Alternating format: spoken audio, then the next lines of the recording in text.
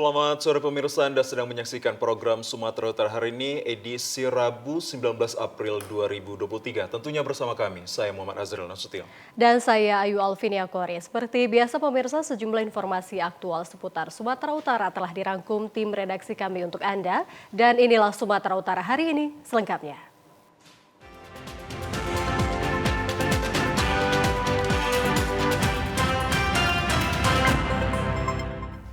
Pemirsa, di informasi yang pertama, penyidik Direktorat Reserse Narkoba Polda Sumatera Utara resmi menahan MM, DPO kasus narkoba yang menjadi anggota DPRD Kota Tanjung Balai.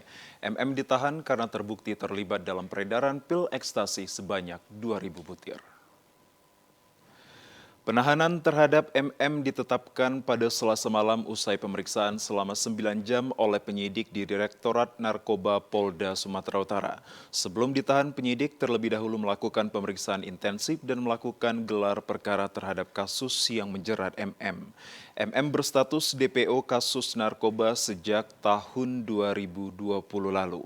Namun polisi sempat kecolongan karena MM berhasil menjadi anggota DPRD Kota Tanjung Balai melalui pergantian antar waktu menggantikan rekan satu partainya yang meninggal.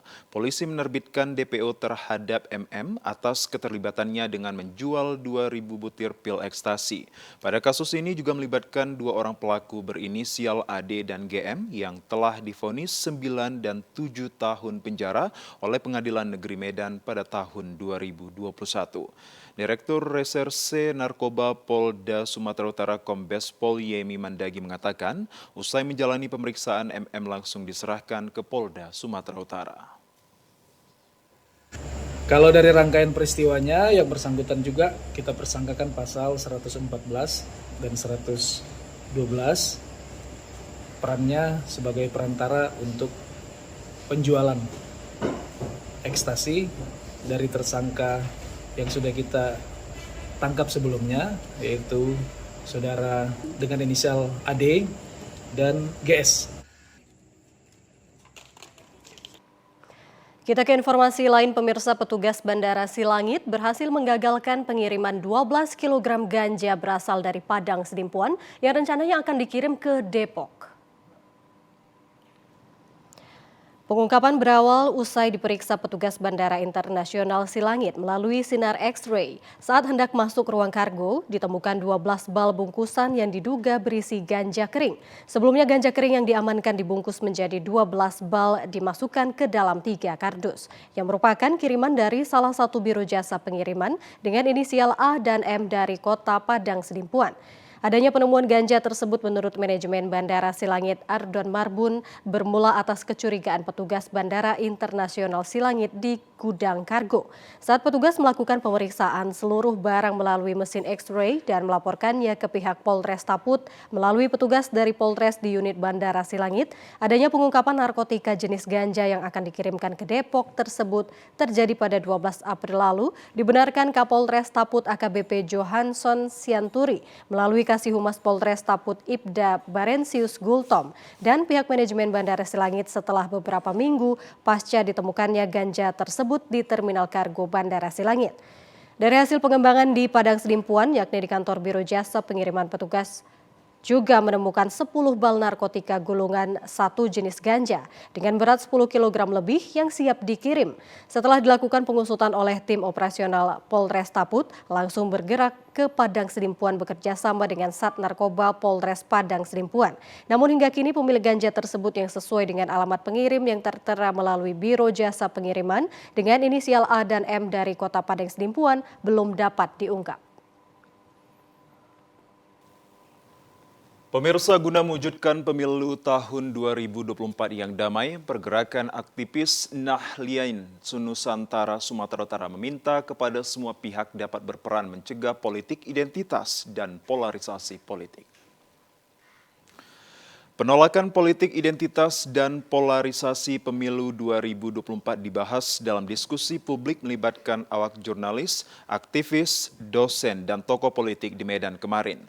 Metode pemahaman penggunaan politik identitas dan polarisasi politik dianggap ancaman serta mengganggu berjalannya pesta demokrasi yang aman dan damai pada pemilu tahun 2024 mendatang. Dengan melibatkan seluruh elemen masyarakat untuk bersama berperan aktif mencegah terjadinya politik identitas dan polarisasi politik di Sumatera Utara. Tokoh masyarakat Sumatera Utara Rahutman Harahat mengatakan dibutuhkan upaya pencegahan dengan memberi pemahaman kepada masyarakat, khususnya generasi muda sebagai penerus bangsa. Dalam upaya kita lebih cepat respon sebagai upaya langkah-langkah yang kita lakukan untuk tetap menjaga atau sedangkan mungkin kita bisa membantu tidak adanya terhindarnya terjadinya politik identitas dan polarisasi terhadap masyarakat, terutama dalam menghadapi pemilu tahun 2024. Sementara itu, Ketua DPD Pergerakan Aktivis Nahdliyin Nusantara Emir El Zuhdi Batubara mengatakan keterlibatan masyarakat dalam penolakan politik identitas maupun polarisasi agama pada pemilu 2023 memiliki peranan penting sehingga terciptanya pesta demokrasi yang damai dan sukses. Bahwa yang lalu-lalu kan kita dapat melihat banyaknya hal yang di luar keinginan kita, tapi kita berharap pemilu 2024 ini berjalan dengan baik dan mencapai hasil-hasil yang maksimal, tentunya harapan kita semua. Diskusi publik menyongsong pemilu 2024 diakhiri dengan berbuka puasa bersama dan silaturahmi antara wartawan, aktivis, dosen, dan tokoh politik yang ada di Sumatera Utara. Pemerintah pusat saat ini mulai fokus menyelesaikan permasalahan tumpahan aspal dan minyak dari kapal MT Ashy yang mencemari wilayah perairan Nias Utara dan didukung dari lembaga Indonesia Ocean Justice Initiative (IOJI). Melalui diskusi maritim Indonesia Ocean Justice Initiative atau IOJI membahas ancaman keamanan laut di wilayah perairan dan yurisdiksi Indonesia periode Januari-Maret tahun 2023. Selain masalah gangguan keamanan laut di zona ekonomi eksklusif kawasan perairan Natuna Utara yang berbatasan dengan negara Filipina, pemerintah pusat menghadiri pertemuan Zoom diskusi maritim ini meliputi Kementerian Kelautan dan Perikanan, Kementerian Kelingkungan Hidup dan Kehutanan, Kementerian Perhubungan, pimpinan TNI Angkatan Laut yang menaruh perhatian khusus menangani kasus pencemaran laut dari tumpahan aspal dan minyak dari kapal MT Ashy berbendera Gabon yang karam di Nias Utara pada 11 Februari lalu. Penanganan saat ini termasuk penyelarasan perhitungan nilai kerugian yang dialami oleh nelayan. Selain telah memasuki negosiasi tahap pertama mengenai pembayarannya oleh pihak owner kapal tanker MT Ashy, sementara pihak Indonesia Ocean Justice Initiative terus mengirim data kepada pemerintah pusat terkait hasil deteksi terhadap keberadaan kapal MT Ashy yang dinilai masih memiliki data kapal dan nomor IMO yang tidak jelas. IOJI juga telah mendorong pembentukan Tim Nasional Penanganan Keadaan Darurat atas tumpahan minyak dan aspal, khususnya di perairan Nias Utara, sehingga kerusakan sumber daya dan biota laut dapat terkendali dan nelayan bisa beraktivitas kembali. Mendorong pemerintah pusat, khususnya Menteri Perhubungan sebagai Ketua Tim Nasional Penanganan Pencemaran Laut untuk bergerak menangani kasus MT Ashy. Sudah ada hal-hal yang diupayakan oleh Kementerian Kelautan dan Perikanan, Kementerian Lingkungan Hidup dan Kehutanan, Kementerian Perhubungan, dan Pemda Nias Utara.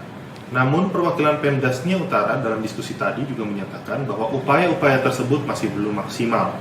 Bapak Menteri Perhubungan, kami titipkan aspirasi masyarakat Nias Utara kepada Bapak selaku Ketua Tim Nasional Penanganan Keadaan Darurat dari Tumpahan Minyak. Semoga kasus MT Ashy dapat segera diselesaikan. Pihak Indonesia Ocean Justice Initiative menyebutkan hingga saat ini baru 80 ton aspal yang berhasil dipungut. Dari total keseluruhan 3,5 juta ton yang diperkirakan masih mencemari perairan maritim Nias Utara dan Kepulauan Nias. Sementara itu pemirsa, 3 hari menjelang Hari Raya Idul Fitri 1444 Hijriah, nelayan tradisional asal Kecamatan Afulu Nias Utara tidak dapat melaut. Untuk memenuhi penyediaan pasokan ikan, hal ini disebabkan semakin meluasnya pencemaran laut akibat tumpahan aspal dan minyak dari kapal MT Ashi. Nelayan tradisional semakin resah atas peristiwa karamnya kapal tanker MT Ashi berbendera negara Gabon di perairan Desa Humenesi Hene Ashi yang telah melumpuhkan aktivitas para nelayan akibat tumpahan aspal yang mencemari perairan daerah tersebut. Bahkan saat ini nelayan mendeteksi bertambahnya jenis pencemaran yang terjadi dengan menemukan banyak cairan minyak yang memenuhi kawasan perairan di sekitar titik karamnya kapal MT Ashi dan terus meluas hingga radius sepanjang 70 km lebih dari garis pantai pada sejumlah arah mata angin. Dan juga kondisi yang ditemukan oleh nelayan tersebut kemudian telah dilaporkan kepada para petugas kepolisian dan pemerintah daerah.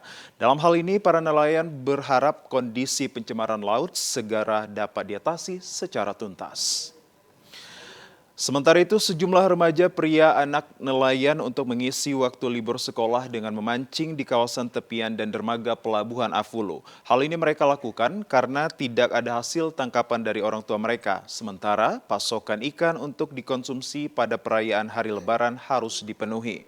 Di satu sisi, warga dan nelayan asal Kecamatan Afulu sudah menyurati aparat penegak hukum terkait upaya pembersihan aspal tumpahan dari kapal MT Ashi. Warga juga mengutuk keras tindakan petugas kebersihan yang meletakkan secara sembarangan material aspal yang diambil dari laut yang berpotensi dapat mencemari kawasan laut tersebut. Pemirsa, 3 hari menjelang Hari Raya Idul Fitri 1444 Hijriah, Polres Labuhan Batu Selatan melakukan pemantauan kegiatan operasi Ketupat Toba 2023 di Kecamatan Torgamba, Labuhan Batu Selatan, Selasa sore. Kapolres Labuhan Batu Selatan AKBP Catur Sungkowo secara langsung memantau kegiatan operasi Ketupat Toba tahun 2023 di perbatasan Sumatera Utara dengan Provinsi Riau. Menjelang 3 hari perayaan Hari Raya Idul Fitri 1444 Hijriah, tepatnya di Pospam 2 Cikampak, Kecamatan Torgamba, Kabupaten Labuhan Batu Selatan. Polres Labuhan Batu Selatan memantau pengamanan arus mudik lebaran di sepanjang jalan lintas Sumatera, khususnya kota Cikampak yang berbatasan langsung dengan Kabupaten Rokan Hilir, Provinsi Riau. Kapolres Labuhan Batu Selatan AKBP Catur Sungkowo menjelaskan kondisi jalan sudah mulai padat, namun tim tetap berupaya melakukan pengaturan agar pengguna jalan merasa aman dan nyaman. Operasi Ketupat Toba ini dilakukan selama 14 hari selama mudik lebaran. Kapolres Labuhan Batu Selatan menghimbau masyarakat, terutama para pemudik, tertib berlalu lintas agar aman, selamat dalam perjalanan mudik tahun ini. Sementara itu pemirsa, di Kota Sibolga 3 hari menjelang Lebaran, kepadatan pemudik di Terminal Kota Sibolga mulai terlihat. Sejumlah armada bus AKDP dan AKAP yang ada di Terminal Kota Sibolga terlihat sibuk mengurusi kedatangan dan keberangkatan para penumpang yang akan berpergian ke berbagai kota tujuan. Berdasarkan data dari Koordinator Satuan Pelayanan Terminal Sibolga, kepadatan penumpang di Terminal Sibolga naik beberapa hari menjelang Lebaran tahun ini, sebanyak 10%. Kepadatan para penumpang yang akan berangkat melalui Terminal Kota Sibolga kebanyakan menuju luar kota, yang seperti menuju kota Pekanbaru dan juga Medan. Begitu juga sebaliknya, penumpang yang tiba di Terminal Kota Sibolga juga kebanyakan berasal dari kota yang sama. Untuk mengantisipasi terkait lonjakan penumpang baik yang akan berangkat maupun yang baru di Terminal Kota Sibolga, pihak Satuan Pelayanan Terminal Kota Sibolga telah menyiapkan sejumlah tahapan-tahapan, di antaranya dengan memisahkan ruangan keberangkatan para penumpang dan ruangan kedatangan para penumpang yang baru saja tiba di lokasi Terminal Kota Sibolga. Selain menyediakan ruangan, pihak Satuan Pelayanan Terminal Kota Sibolga juga menyiagakan sejumlah petugas keamanan di terminal untuk dibantu dengan aparat kepolisian Kota Sibolga. Sementara itu, harga tiket bus yang dijual pengelola jasa di Terminal Kota Sibolga hingga saat ini belum mengalami kenaikan secara signifikan. Kita ke informasi lain, pemirsa. Polres Kota Sibolga bersama Pemkot Sibolga melakukan pemeriksaan dan pengecekan terhadap armada mudik lebaran tahun ini seperti kapal penyeberangan dan angkutan bus di Terminal Kota Sibolga. Di Pelabuhan Pelindo 1 Sibolga, polisi melakukan pemeriksaan kesiapan armada kapal penyeberangan terutama pada fasilitas keselamatan kapal mulai dari sekoci, jaket pelampung, serta ruangan bagi para pemudik yang akan menyeberang ke Pulau Nias Gunung Sitoli. Pemeriksaan tersebut dilakukan untuk memastikan kapal yang digunakan untuk mengangkut pemudik benar-benar siap dan aman saat melakukan pelayaran. Selain itu di Terminal Penumpang Kota Sibolga, polisi juga melakukan pemeriksaan kelayakan armada bus mulai dari pemeriksaan rem, roda, serta fasilitas lainnya. Tidak hanya memeriksa kelayakan armada kapal dan angkutan darat, polisi juga meminta para nahkoda kapal dan supir untuk lebih dulu melakukan tes urin narkoba sebelum melakukan aktivitas. Kapolres Kota Sibolga AKBP Taryono Raharja menjelaskan, pemeriksaan kelayakan armada kapal dan bus itu dilakukan untuk memberikan rasa aman bagi para pemudik yang menggunakan jasa transportasi. Selain itu, bagi supir dan masyarakat yang menggunakan kendaraan pribadi, diminta untuk tetap memperhatikan keselamatan saat berkendaraan. Pagi ini kita beserta stakeholder terkait melakukan pengecekan di Terminal Sibolga. Setelah tadi pagi kita sudah melaksanakan kegiatan pengecekan di Pelabuhan Pelindo. Kegiatan kita pada pagi hari ini yang pertama adalah ramcek dan pengecekan urin yang kita kerjakan bersama-sama dengan Dinas Perhubungan Provinsi, Dinas Perhubungan Kota Sibolga, BNN Katapsel dengan Sat Narkoba Polres Sibolga. Tujuan ini bertujuan untuk memberikan kepastian bahwa supir-supir dan kendaraannya layak untuk melaksanakan perjalanan baik dari Kota Sibolga menuju lintas provinsi maupun dalam provinsi. Pemirsa, untuk mengantisipasi terjadinya pencurian di rumah warga yang mudik, warga bersama TNI Polri di Kecamatan Medan Polonia, Kota Medan menggelar patroli Siskamling. Selain mengecek keamanan, petugas juga menerapkan waktu berkunjung bagi warga pendatang yang masuk ke lingkungan mereka. Satu persatu rumah yang ditinggal pemudik di lingkungan 4 dan 5 Kelurahan Sarirejo, Kecamatan Medan Polonia, Kota Medan dicek oleh petugas patroli Siskamling yang terdiri dari warga dan anggota TNI Polri. Selain memastikan rumah warga yang mudik ke kampung halaman dalam keadaan terkunci dan aman, petugas juga memeriksa kondisi listrik agar tidak terjadi kebakaran. Selain itu, petugas patroli Siskamling juga menerapkan waktu berkunjung bagi warga pendatang yang masuk ke lingkungan mereka. Dan bagi warga lain yang belum melakukan perjalanan mudik, hari ini diminta untuk mengecek kembali keamanan guna menghindari terjadinya pencurian rumah kosong. Kepala Pos Kamling Sugeng menyebutkan kegiatan Siskamling ini dilakukan untuk mengantisipasi aksi pencurian yang kerap menyasar rumah warga pada musim mudik lebaran. Setiap orang asing yang bukan merupakan warga sekitar diminta identitas berupa KTP agar dapat memasuki area lingkungan 4 dan 5. Selain itu, setiap pengunjung juga hanya diberikan waktu 1 jam untuk berkunjung jika waktu telah memasuki larut malam. Cuma mereka tetap komunikasi ke kita untuk rumah-rumah yang bakal ditinggal mudik. Mereka menyampaikan tolong, dan kita pun konsen kepada rumah-rumah yang kosong tersebut. Artinya ini kegiatannya swadaya, Bang? Siap, swadaya. Ini terbentuk dengan tujuan nothing tulus. Dari rakyat, untuk warga. Untuk sementara waktu, Sementara itu, salah seorang warga Susanto mengatakan sejak adanya pos kamling di lingkungan mereka, aksi pencurian di rumah warga tidak pernah terjadi lagi. Padahal menurutnya sebelum ada pos kamling ini, rumah warga kerap mengalami pencurian berbagai barang. Pos kamling ini juga menjadi pengingat waktu sahur bagi warga sekitar saat bulan Ramadan. Ia berharap pos kamling ini dapat terus eksis keberadaannya karena memberikan rasa aman, nyaman bagi warga sekitar. Kebetulan akhir-akhir ini sudah 2 tahun yang belakangan ini ada pos kamling, kami terasa aman, Pak. Kebetulan selama ini sebelum ada pos kamling di sana sini hilang, Pak. Bunga hilang, kadang-kadang nggak usah bunga, Honda pun bisa hilang, Pak. Bisa gembok pun bisa dikunci sama dibongkar sama maling. Jadi ada pos kamling ini kami terjaga, Pak. Terbantulah, alhamdulillah.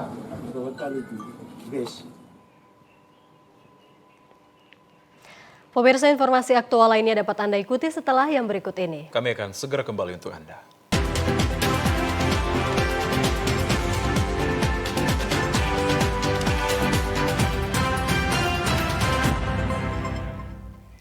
Pemirsa, informasi serba-serbi Ramadan akan kami hadirkan sesaat lagi.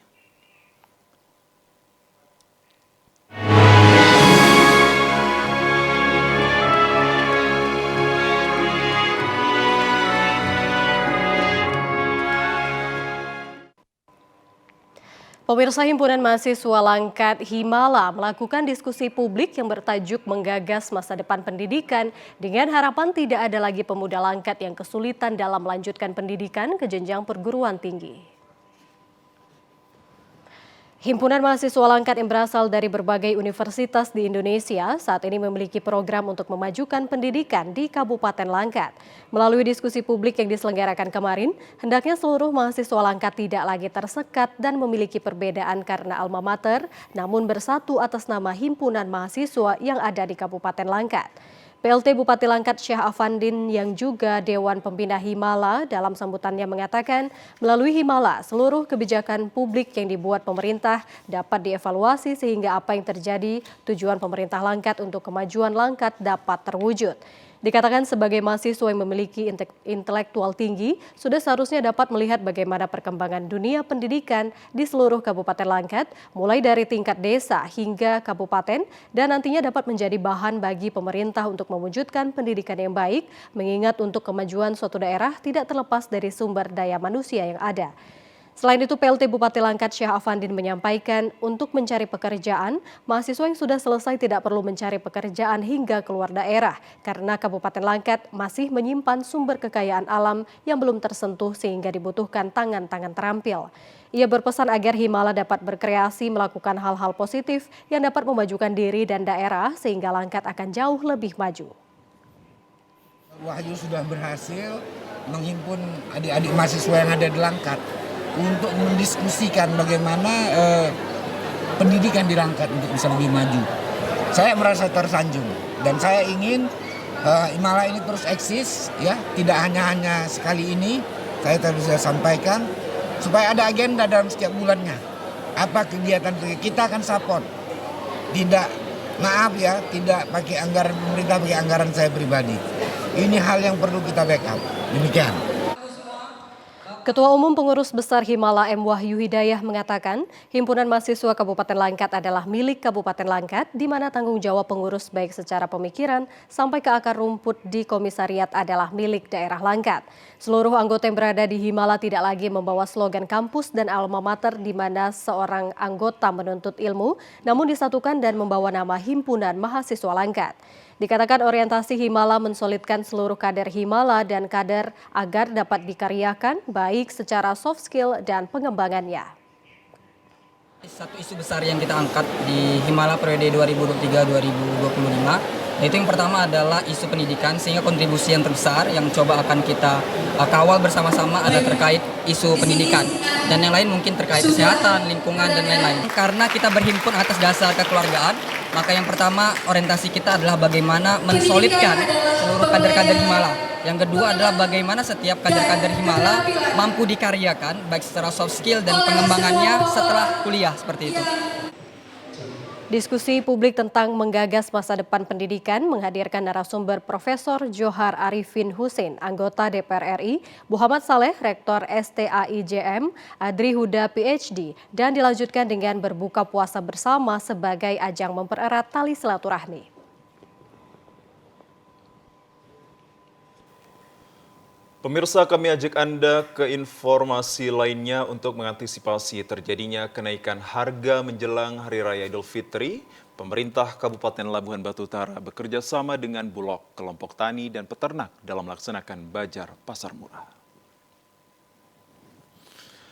Menjaga stabilisasi pasokan dan harga pangan di Kabupaten Labuhan Batu Utara, pemerintah Kabupaten Labura melalui Dinas Ketahanan Pangan menggelar Bajar Operasi Pasar Murah di halaman Balai Center Desa Sidomulyo, Kecamatan Aikuo.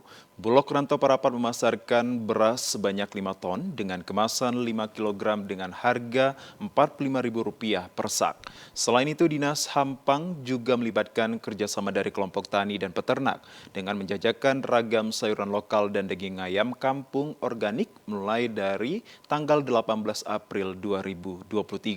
Kegiatan ini bertujuan mengantisipasi terjadi kenaikan harga bahan pokok jelang Lebaran. Terlihat antusiasme warga, sebagian besar ibu rumah tangga berbelanja bahan pokok. Untuk memenuhi kebutuhan rumah tangga mereka, Asisten Perekonomian dan Pembangunan Labura Muhammad Asril menyampaikan, bazar murah bertujuan untuk menjaga pasokan dan harga pangan jelang Lebaran. Bazar juga mendapatkan subsidi dari Bupati Labura berupa 300 kg gula pasir dijual dengan harga Rp12.000 per kilogramnya. Minyak goreng kemasan Rp12.000 per liter dan susu kental kemasan Rp11.000 per kalengnya. Hal ini bertujuan agar harga dan pasokan bahan pokok tetap stabil serta mendukung program dari pemerintah pusat dalam program pengendalian inflasi daerah. Kami menghimbau kepada seluruh masyarakat khususnya di Kecamatan Naipuo untuk bisa memanfaatkan kegiatan yang dilaksanakan ini, yang tentunya kami dari pemerintah Kabupaten Labuan Batu Utara ke depannya juga terus berupaya bagaimana tentang situasi harga pasar-pasar yang ada di Kabupaten Labuan Batu Utara ini dapat terkendali. Dan ini suatu kegiatan juga yang diharapkan oleh pemerintah pusat dalam suatu program tim pengendalian inflasi daerah. Pemirsa, 3 hari menjelang Hari Raya Idul Fitri 1444 Hijriah, harga daging sapi di Medan Utara dijual bervariasi. Sementara daging ayam melonjak tinggi, begitu juga dengan harga telur ayam. Harga daging sapi saat mulai Ramadan hanya Rp135.000 per kilogram dan menjelang Lebaran naik menjadi Rp145.000 hingga Rp155.000 per kilogram. Selain itu, harga ayam potok memasuki Ramadan lalu sekitar Rp20.000 per kilogram. Saat ini naik menjadi Rp30.000 hingga Rp31.000 per kilogram. Untuk telur ayam, saat Ramadan harga per butirnya Rp1.600. Mendekati Hari Raya Idul Fitri, harga melonjak menjadi Rp1.700 hingga Rp1.800 per butir. Salah seorang pedagang daging sapi di Pasar Impres Belawan mengatakan, harga daging sapi saat menjelang Lebaran naik yang sebelumnya hanya Rp130.000, naik menjadi Rp145.000 hingga Rp150.000 per kilogramnya. Sapi. Sejak kapan harganya 1.4 nih? Ini hari. Ini hari. Kalau kemarin? Kemarin 130 masih. Harapannya apa? Harapannya harga daging normal. Sampai naik lagi. Hampir seluruh pedagang daging sapi, daging ayam, dan pedagang telur mengeluhkan naiknya harga-harga. Sementara jumlah pembeli sepi, para pedagang di Pasar Impres Belawan meminta Dinas Perdagangan Sumut turun ke pasar untuk memantau harga kebutuhan pokok masyarakat. Jadi orang beli ayam doang aja, Setiap hari naik terus, Pak. Setiap hari naik terus. Sebelumnya berapa? Sebelumnya 20, Pak. 20, 21 sampai sekarang naik terus. Pemirsa, kami ajak Anda ke informasi lainnya. Pemerintahan Kecamatan Dolat Rakyat berkolaborasi dengan Desa Sugihan, Kabupaten Karo membuka kursus karate gratis untuk membangun generasi muda yang berprestasi, mengisi liburan dengan kegiatan yang positif. Mengisi waktu liburan dengan hal yang positif, salah satunya dengan berlatih karate gratis di Aula Jambur Desa Sugihan. Kursus Karate Do gratis ini merupakan program pemerintahan Kecamatan Dolat Rakyat Kabupaten Karo yang berkolaborasi dengan pemerintahan Desa Sugihan untuk membangun karakter generasi muda yang tangguh melalui pendidikan Karate Do bagi anak-anak desa mulai dari anak-anak sampai siswa sekolah menengah atas. Kegiatan ini juga tetap berlangsung saat liburan sekolah untuk mengisi keliburan anak sekolah dengan hal-hal yang positif. Program kursus karate gratis di Desa Sugihan ini telah dilaksanakan sejak setahun lalu. dengan melatih para pemuda dan pemudi desa dengan bela diri karate do. Sebanyak 80-an anak desa Sugihan berlatih mengikuti kursus karate gratis ini. Para peserta terlihat antusias berlatih karate do seminggu 2 kali. Camat Dola Rakyat Junaidi Sembiring mengatakan, dengan kesungguhan berkomitmen dan konsistensi bersama pemerintahan kecamatan dan pemerintahan desa Sugihan melalui kegiatan kursus karate gratis diharapkan mampu mencetak anak-anak yang berprestasi pula dan memiliki daya juang serta keahlian bela diri mulai sejak dini, sehingga terhindar dari kegiatan negatif seperti bahayanya narkoba dan dampak buruk game online serta gadget. Positif anak-anak kita, remaja-remaja yang ada di khususnya desa Sugihan ini, Kecamatan Dola Rakyat, supaya pertama dulu terhindar dari narkoba dan juga dapat menekan penggunaan gadget, sehingga anak-anak kita dapat menyalurkan minat dan bakatnya ke hal-hal yang positif, dan kita harapkan nanti banyak putra-putri dari desa ini menjadi calon-calon pemimpin masa depan. Salah seorang siswa desa Sugihan Mariska Bangun yang mengikuti latihan karate gratis ini mengatakan bahwa kegiatan bertujuan membentuk mental menjadi kuat. Karate di sini dan bisa diri kami mencari dan kami juga bisa membantu orang-orang yang butuh sekitar atau lagi perlu bantuan, kami bisa membantu dari bela diri karate. Ini juga bisa mengisi, ini juga positif karena untuk bisa mengisi hari-hari kami dan di waktu libur kami bisa mengisi dengan kegiatan karate. Sementara itu, anak-anak desa yang dilatih nantinya akan diseleksi untuk menjadi atlet karate do yang berprestasi dengan mengikuti kejuaraan tingkat daerah maupun nasional. Pemirsa, berikut informasi perakiraan cuaca di sejumlah daerah di Sumatera Utara dari Badan Meteorologi, Klimatologi, dan Geofisika Wilayah 1 Medan. Halo Sobat BMKG, berjumpa kembali bersama saya Marta Manurung, Perakirawan Cuaca Balai Besar MKG Wilayah 1 Medan, yang akan menyampaikan informasi perakiraan cuaca dan hotspot Provinsi Sumatera Utara, Kamis 20 April 2023. Untuk pagi hari, wilayah Sumatera Utara diperkirakan hujan ringan di Langkat, Binjai, Medan, Deli Serdang, Serdang Bedagai, Tebing Tinggi, dan Batubara. Untuk siang hingga sore hari, berpotensi hujan ringan hingga lebat di sebagian besar wilayah Sumatera Utara, di mana potensi hujan lebat terjadi di Langkat, Binjai, Medan, Deli Serdang, Serdang Bedagai, Tebing Tinggi, Batubara, Asahan, Tanjung Balai, dan Labuhan Batu Utara.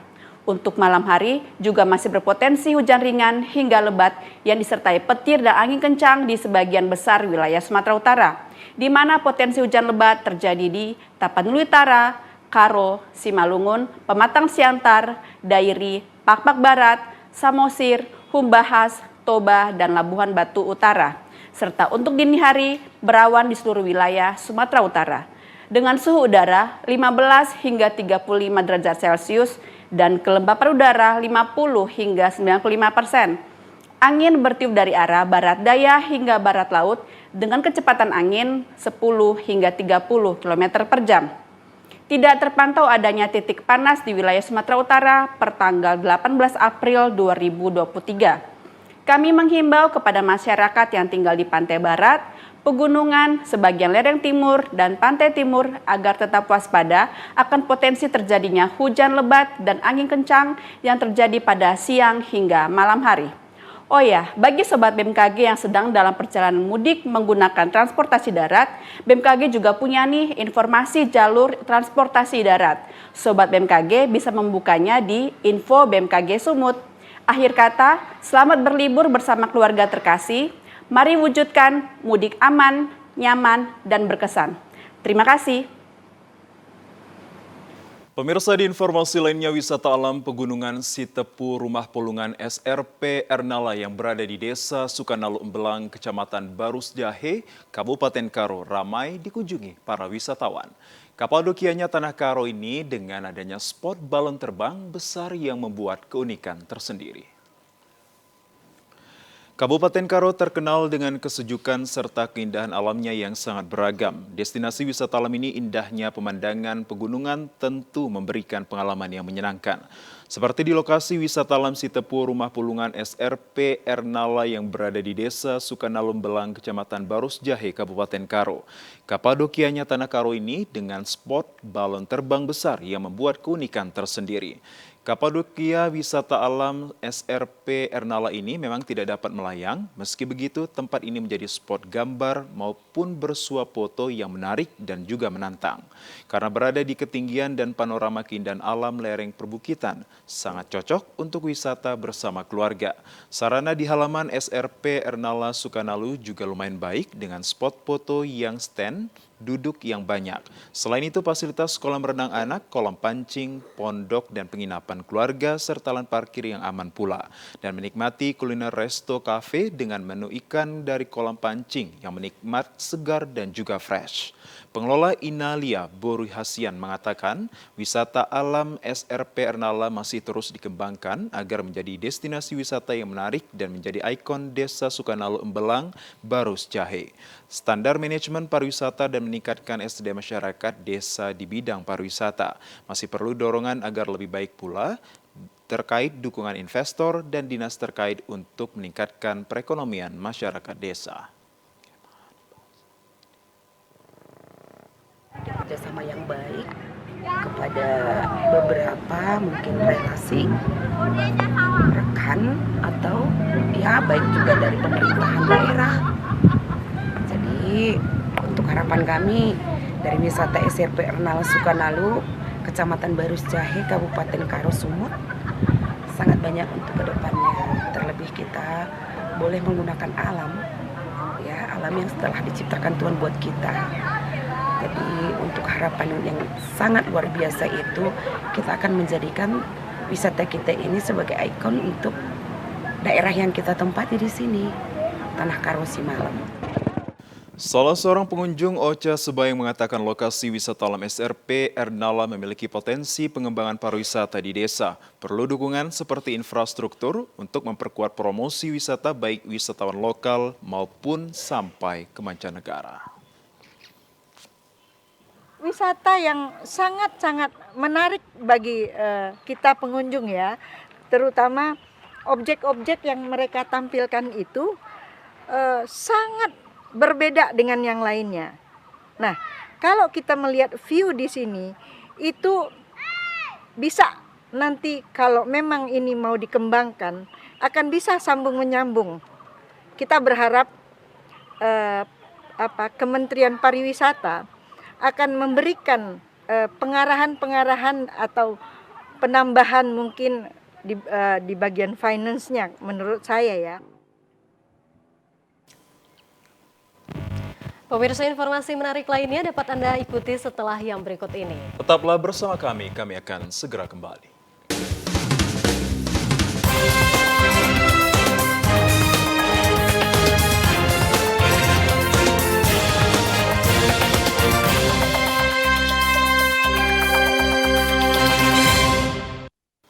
Ya, pemirsa, Gubernur Bengkulu Rohidin Mersyah melakukan pantauan harga di pasar tradisional. Hingga saat ini pasokan barang cenderung stabil meski mengalami kenaikan harga. Gubernur Bengkulu Rohidin Mersyah memantau ketersediaan kebutuhan pokok di Pasar Minggu Kota Bengkulu menjelang Lebaran. Dari hasil pantauan tak ditemukan adanya kelangkaan bahan pokok, namun mengalami kenaikan harga hingga Rp5.000 per kilogram di beberapa komoditas. Seperti komoditas daging sapi yang kini dijual Rp150.000 per kilogram, dari semula dibanderol Rp140 hingga Rp145.000 per kilogram. Kenaikan ini sudah terjadi sejak 2 hari terakhir. Meski demikian, Rohidin menilai hal ini wajar terjadi karena banyaknya permintaan dari masyarakat saat mendekati Lebaran. Semua item yang kita pantau itu tersedia di pasar tradisional. Memang harga ada sedikit peningkatan yang mungkin Rp1.000-2.000. Saya kira masih dalam batas wajar karena memang permintaan kan menjelang Lebaran ini agak meningkat sedikit. Melihat antusias masyarakat yang berbelanja, Rohidin mengimbau kepada masyarakat agar membeli kebutuhan pokok sesuai kebutuhan. Lucia Mayangsari, TVRI Bengkulu melaporkan. Menjelang Hari Raya Idul Fitri 1444 Hijriah, Bupati Kepahyang bersama Forkopimda belusukan Pasar Kepahyang untuk meninjau harga dan ketersediaan bahan pokok menjelang Idul Fitri. Guna memastikan berbagai harga bahan pokok dan ketersediaan menjelang Hari Raya Idul Fitri 1444 Hijriah, Bupati Kepahyang Hidayatullah Syahid bersama dengan unsur Forkopimda turun langsung berkeliling ke Pasar Kepahyang. Dalam kesempatan tersebut, satu persatu pedagang sembako didatangi oleh Bupati guna mempertanyakan ketersediaan bahan pokok serta harga seperti beras, minyak goreng, gula, daging, dan sayur mayur.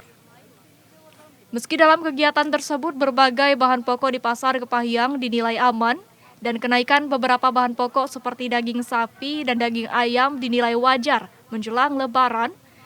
Namun Bupati Kepahyang Hidayatullah Syahid mendapatkan sejumlah keluhan pedagang terkait adanya penurunan daya beli masyarakat pada Ramadan tahun ini. Mungkin ada sedikit naik karena transportasi. Tadi beras aman, tadi daging ada kemungkinan nanti ada datang dari luar, tidak cukup dari Kepahyang. Terkait adanya keluhan masyarakat, Bupati Kepahyang menjelaskan hal tersebut terjadi karena di bidang sektor pertanian di Kabupaten Kepahyang mengalami anjlok. Dari panen dan harga, ia juga berharap untuk ke depan sektor pertanian yang mayoritas masyarakat petani kopi dan sayur mayur mengalami peningkatan panen dan harga stabil. Tim Liputan TVRI Bengkulu melaporkan. Masih dari Provinsi Bengkulu, pemirsa, beberapa desa di Kabupaten Bengkulu Selatan belum taat membayar pajak dana desa. Terbukti pada tahun 2022 lalu ditemukan sebesar 300 juta rupiah yang menunggak atau telat bayar. Setiap transaksi belanja barang dan jasa dari dana desa yang nominalnya di atas 2 juta rupiah wajib dikenakan pajak, yakni PPN 11% dan PPH sebesar 1,5%. Disampaikan Kepala Kantor Pelayanan Pajak Pratama Bengkulu II, Muhammad Halik Amin, rata-rata setiap desa di Bengkulu Selatan per tahunnya dikenakan pajak PPN dan PPH sebesar 40 juta rupiah. Pada tahun 2022 lalu, berdasarkan temuan dari Inspektorat, terdapat tunggakan pajak dari dana desa yang telah dibayar sejumlah 300 juta rupiah. Namun setelah dilakukan koordinasi dengan Inspektorat dan Kejaksaan Negeri Bengkulu Selatan, tunggakan pajak tersebut berlangsung disetor. Hingga saat ini tinggal tersisa 3 desa lagi yang belum melunasi pajak dengan nominal mencapai 60 juta rupiah. Ada kemarin itu saya dapat laporan juga dari Inspektorat, 9 desa itu nggak memberikan LPG ketika ada pemeriksaan. Jadi ketika Inspektorat melakukan pemeriksaan atas pembayaran dana desa, mereka nggak menyerahkan LPG. Artinya nggak ketahuan dong berapa belanja, berapa pajak yang sudah di-store. Nah itu mungkin ditindaklanjuti dengan pemeriksaan khusus. Kedepannya menurut Halik Amin, Kantor Pelayanan Pajak Pratama akan terus berkoordinasi dengan Kejaksaan dan Inspektorat untuk mengoptimalkan penerimaan pajak. Dari Bengkulu Selatan, Tim Liputan TVRI Bengkulu melaporkan. Pemirsa, untuk memastikan Hari Raya Idul Fitri dan libur Lebaran berjalan kondusif, Polresta Bengkulu mengecek 4 pos, yakni pos pelayanan dan pengamanan serta terpadu di Kota Bengkulu. Menjelang pelaksanaan operasi ketupat nala tahun 2023 yang diselenggarakan pihak polisian dan petugas gabungan pada tanggal 18 April hingga 1 Mei 2023 mendatang, sejumlah pos pelayanan dan pos pengamanan serta terpadu di dalam Kota Bengkulu dicek oleh petugas. Pengecekan pos ini guna memastikan kesiapan pos pelayanan, pos pengamanan, dan pos terpadu yang tersebar di 4 titik dalam Kota Bengkulu telah siap pakai dan siap ditempatkan personil pada saat operasi ketupat nala 2023 nantinya terlaksana. Kabak Ops Polresta Bengkulu Kompol Jupri mengatakan pihaknya telah menyiapkan pos-pos pelayanan, pos pengamanan, dan pos terpadu untuk mengantisipasi hal-hal yang tidak diinginkan dalam rangka operasi ketupat nala tahun 2023 ini. Kita menyiapkan 4 pos, 2 pos pelayanan, 1 pos pengamanan, 1 pos terpadu. Pelayanan ada pos tol, pos bandara, dan pos pengamanan Pantai Jakat, dan pos terpadu di Pantai Panjang depan pos sentral. Ditambahkan Kabak Ops nantinya, di pos pengamanan yang telah disiapkan akan ditempatkan atau ditugaskan sejumlah personil gabungan yang akan bertugas menjaga Kamtibmas serta memberikan pelayanan kepada masyarakat selama arus mudik dan libur Lebaran 2023. Sejumlah personil tersebut mulai dari personil TNI Polri, Satpol PP, Dinkes dan instansi lainnya dan akan di-standby-kan selama 24 jam setiap harinya. Abdi Wijaya Pranata, TPRI Bengkulu, melaporkan. Pemirsa, belasan ribu botol miras dan ratusan jenis petasan hasil operasi pekat dimusnahkan Polres Bengkulu Utara. Sebanyak 185 botol minuman keras atau miras berbagai merek yang merupakan barang bukti dari operasi pekat Nala 1 yang dimusnahkan dengan menggunakan alat berat. Tidak hanya miras saja, 18.778 petasan yang juga merupakan barang bukti dari operasi pekat pun juga ikut dimusnahkan. Di mana operasi pekat Nala ini sudah dilaksanakan sejak tanggal 20 Maret hingga 3 April 2023 lalu. Barusan kita saksikan bersama simbolis pemusnahan barang bukti hasil operasi pekat Nala tahun 2023. Ada beberapa yang dimusnahkan seperti miras dan petasan. Ini merupakan hasil operasi pekat Polres Bengkulu Utara. Untuk diketahui, kegiatan pemusnahan barang bukti berupa miras merupakan salah satu langkah pemeliharaan keamanan ketertiban masyarakat. Karena minuman keras adalah salah satu sumber terjadinya ancaman Kamtibmas yang bisa dilakukan oleh anak-anak atau warga masyarakat yang berakibat melakukan tindak kriminalitas. Dari Kabupaten Bengkulu Utara, TPRI Bengkulu melaporkan. Ya, pemirsa, informasi dari Provinsi Bengkulu tadi sekaligus menutup perjumpaan kita dalam program Sumatera Utara hari ini. Kami ucapkan terima kasih atas kebersamaan dan juga perhatian Anda. Saya Muhammad Azril Nasution. Dan saya Ayu Alvinia Kori. Terima kasih, selamat sore dan sampai jumpa.